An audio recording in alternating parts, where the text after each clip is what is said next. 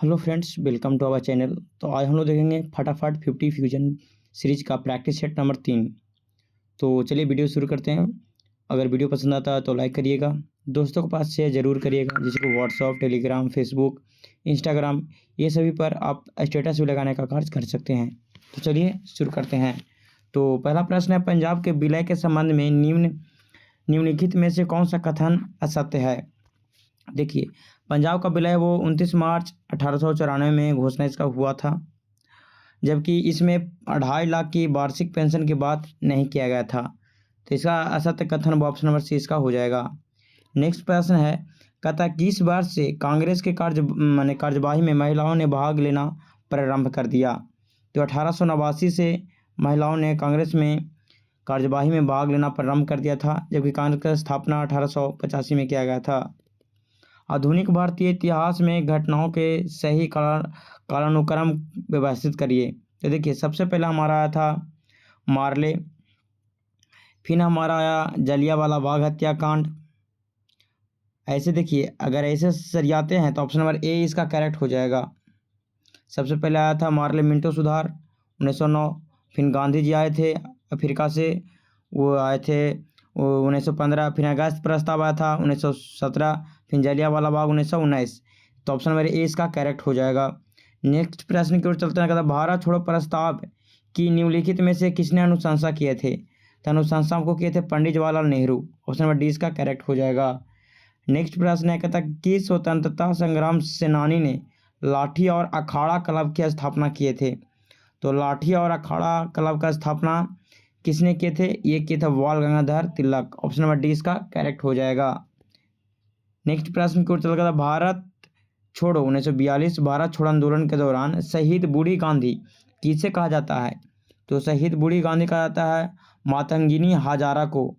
मातंगिनी हजारा को कहा जाता है बूढ़ी गांधी। दीनबंधु सार्वजनिक सभा की स्थापना किसके द्वारा की गई थी।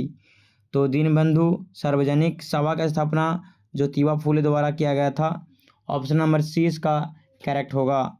नेक्स्ट प्रश्न है, कहता है सैयद वंश के सुल्तानों का सही कालानुक्रम। देखिए, यहाँ पे प्रश्न है वो टाइपिंग एरर है। नेक्स्ट प्रश्न की ओर चलते हैं। कहता है अलाउद्दीन खिलजी के बताना है कि ये यहाँ पे स्टेटमेंट दिया गया है, तो अलाउद्दीन खिलजी के बारे में यहाँ पे कौन सा स्टेटमेंट सही है जी आपको बताना है। पहला स्टेटमेंट है घोड़ों के दागना। तो घोड़ों का दागना अलाउद्दीन खिलजी ने शुरू किया था, बात सही है। लेकिन बात आता है देवगिरी यादवों को हराना। तो देवगिरी यादवों को हराने का कार्य अलाउद्दीन खिलजी नहीं बल्कि मलिक काफूर ने किए थे। तो इसका करेक्ट आंसर क्या हो जाएगा, ऑप्शन नंबर ए इसका करेक्ट हो जाएगा। मलिक काफूर थे, वो अलाउद्दीन खिलजी के सेनापति थे।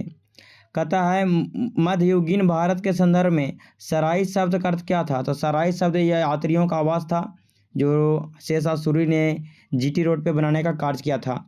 नेक्स्ट प्रश्न है, कहता है इल्तुतमिश ने सीधा फबोस शुरू किया था। नहीं, सीधा फबोस इल्तुतमिश नहीं बल्कि बलबन शुरू किया था। बलबन ने टाका जीतल चलाया, ये भी गलती है। टाका जीतल इल्तुतमिश ने चलाया था, यानी इसमें कोई भी स्टेटमेंट सही नहीं है। इसका सही आंसर हो जाएगा ऑप्शन नंबर डी, ना ही 1 और ना ही 2 सही है। निम्नलिखित में से कौन गुप्तकालीन प्रशासनिक विभाजन का सही अनुक्रम है। तो देखिए, सही अनुक्रम कौन है जी आपको बताना है। तो सबसे पहला हमारा भुक्ति, फिर विषय, विधि, उसके बाद ग्राम। ऑप्शन नंबर ए इसका करेक्ट हो जाएगा। नेक्स्ट प्रश्न कहता है निम्नलिखित में से कौन सा मंदिर वास्तुकला की बेसर शैली का उदाहरण है। जिससे कि शैली 3 प्रकार का था हमारा, द्रविड़, नागर, बेसर। तो बताना है कि कौन सा मंदिर है। तो इसका करेक्ट आंसर क्या हो जाएगा, हमारा होयसलेश्वर का जो मंदिर था जो कि कर्नाटक में शायद स्थित है, यह हमारा बेसर शैली का उदाहरण है।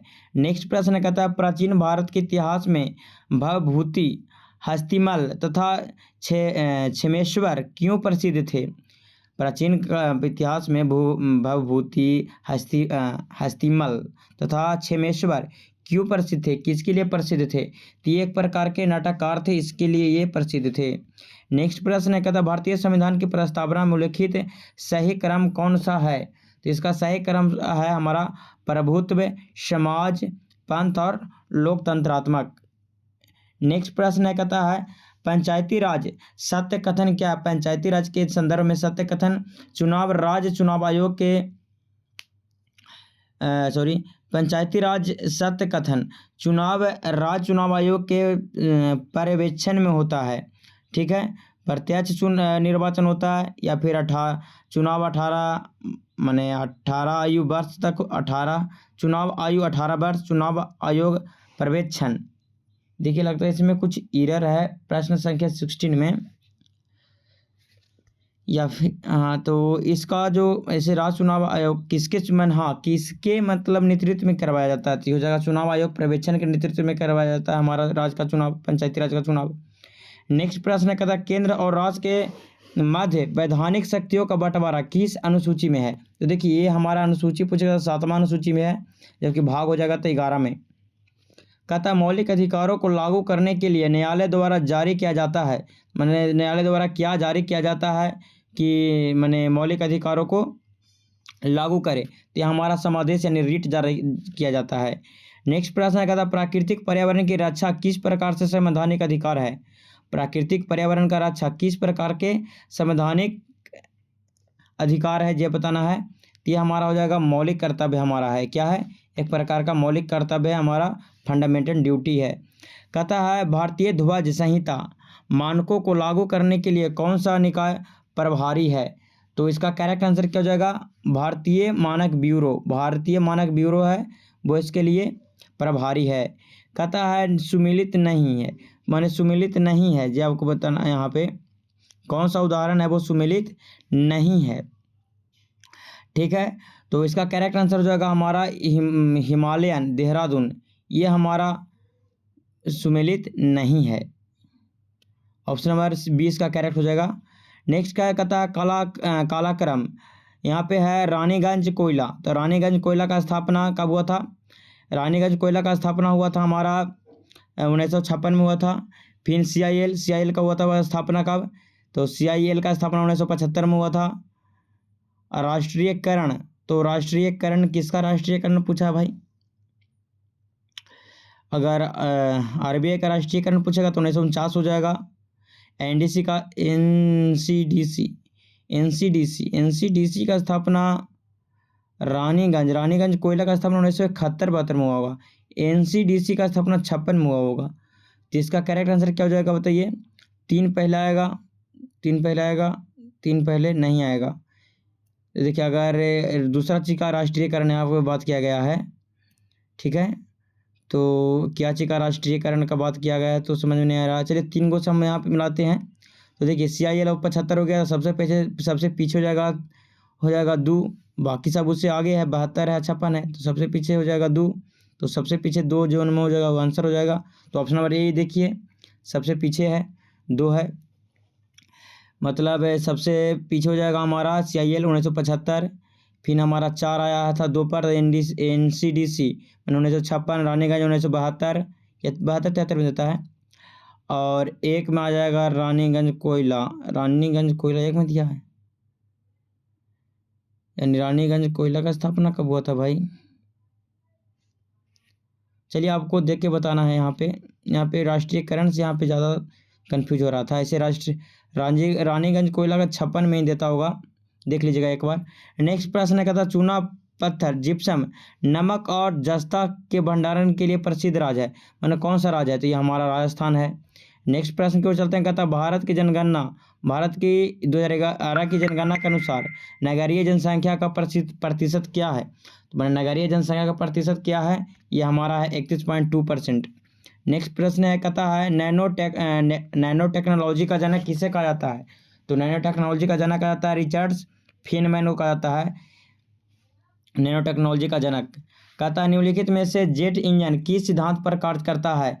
तो हमारा जेट इंजन है वो किस सिद्धांत पर कार्य करता है, ये हमारा करता है रेखीय गति संरक्षण पर हमारा जेट इंजन कार्य करता है।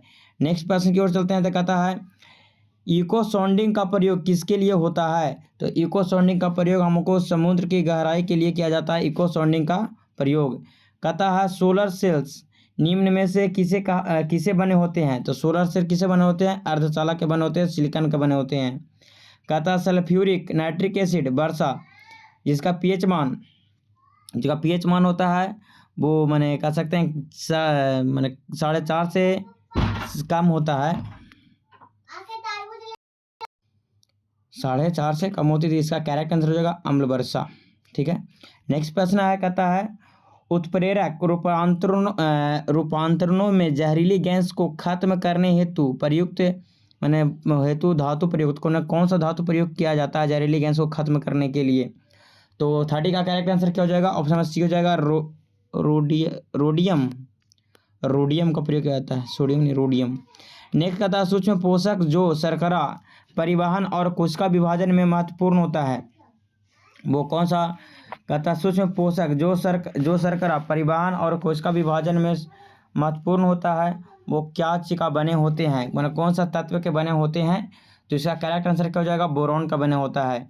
नेक्स्ट क्वेश्चन की ओर चलते हैं, कहता है किस खाद्य पदार्थ में सभी आवश्यक अमीनो अम्ल पाए जाते हैं? तो सभी आवश्यक अमीनो अम्ल पाए जाते हैं अंडे में पाए जाते हैं। नेक्स्ट प्रश्न कहता है युग में सम्मिलित नहीं है, कौन सा युग में वो सम्मिलित नहीं है? पेडोलॉजी। तो पेडोलॉजी में किसका अध्ययन किया जाता है? मिट्टी का अध्ययन किया जाता है पेडोलॉजी में। ठीक है, पेडोलॉजी में किसका अध्ययन किया जाता है? मिट्टी का। तो इसका करेक्ट आंसर ए यहाँ पे दिया है ना, वो गलत है। नेक्स्ट क्वेश्चन कहता है किस शैवाल से आयोडीन की प्राप्ति होती है? किस शैवाल से आयोडीन की प्राप्ति होती है? यह हमारा होता है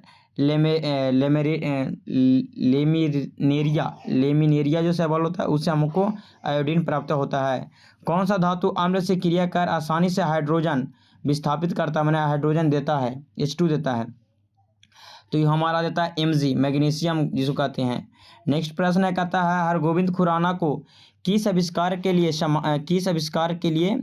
सम्मानित किया गया था? हाँ, किसका आविष्कार किए थे तो उसे सम्मानित किया गया था, जो आपको बताना है।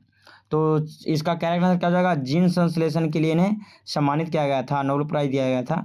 कहता है निम्नलिखित में से कौन सा पौधा निम्नलिखित में कौन सा पौधा कीट पकड़ता है, मैंने कीटभाक्षी पौधा ये बताना है।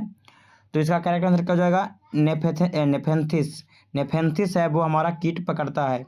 नेक्स्ट प्रश्न कहता है निम्नलिखित में से किस विटामिन की कमी से सीलियक रोग होता है? सीलियक रोग हो जाता है किस विटामिन की कमी से? यह हमारा विटामिन जब B12 कम जाता है ना, तब होता है। नेक्स्ट प्रश्न की ओर चलते हैं, तो कहता है कोशिकाओं में मौजूद जेली जैसा तरल पदार्थ क्या कहलाता है? तो जेली जैसा तरल पदार्थ को हम लोग कहते हैं कोशिका द्रव। क्या कहते हैं? कोशिका द्रव कहते हैं। नेक्स्ट प्रश्न है, कहता है पादपों के विभिन्न प्रजातियों के दीर्घकालीन संरक्षण की तकनीकी कौन सी है?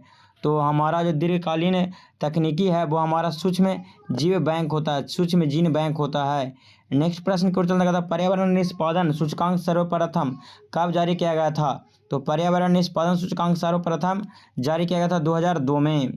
नेक्स्ट प्रश्न की ओर चलते हैं, तो कहता है ग्रामीण शहरी पलायन विरोधाभास की व्याख्या कौन सा मॉडल करता है? ग्रामीण शहरी पलायन विरोधाभास की व्याख्या कौन सा मॉडल करता है? यह मॉडल करता हमारा हैरिस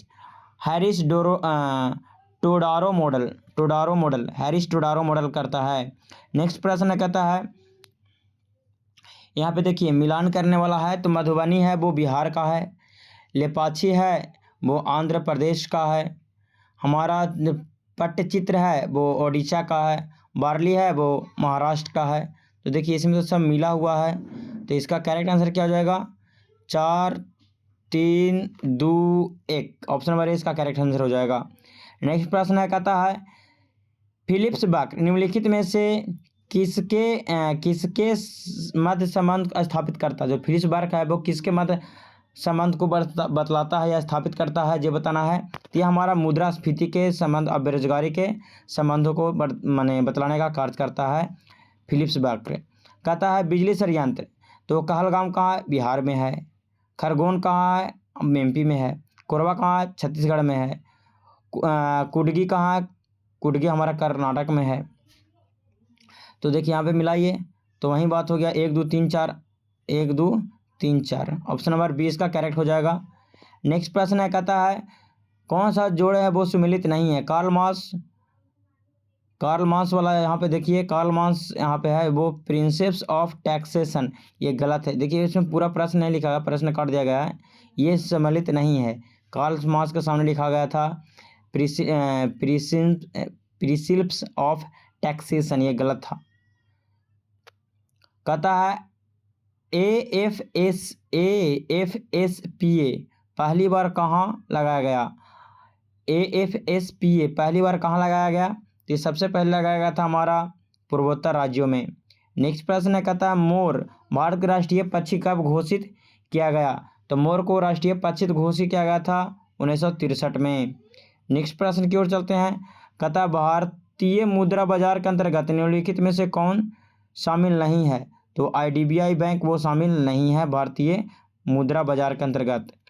कहता है पोचमपल्ली किसके लिए प्रसिद्ध है? तो पोचमपल्ली है वो बुनाई के लिए प्रसिद्ध है।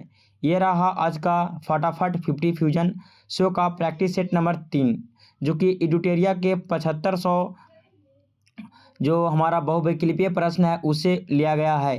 प्रैक्टिस सेट नंबर 3 था। वीडियो कैसा लगा आप कमेंट में ज़रूर बताइए और वीडियो को अधिक से अधिक शेयर जरूर करिए। तब तक के लिए जय हिंद, जय भारत।